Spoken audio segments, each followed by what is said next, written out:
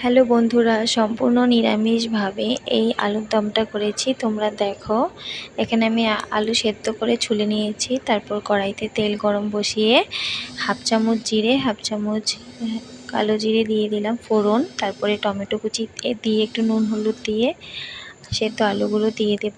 তারপর দিয়ে দিলাম লঙ্কা কুচি, দিয়ে একটু নাড়াচাড়া করে এটাকে রেখে দিলাম। আর এদিকে আমি মশলাটা পেস্ট করে নিচ্ছি।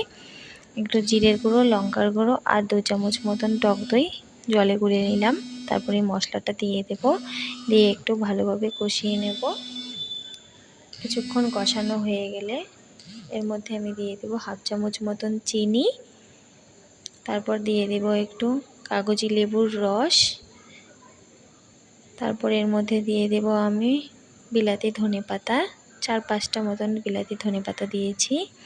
তারপর একটু ভালোভাবে কষিয়ে নিয়ে পরিমাণ মতো ঝোলের জন্য জল দিয়ে দেব। তারপর জলটা ফুটে এলে 1 চামচ মতন গোলমরিচ গুঁড়ো আর 1.5 চামচ মতন কসুরি মেথি দিয়ে আমি এটাকে নামিয়ে নিয়েছি।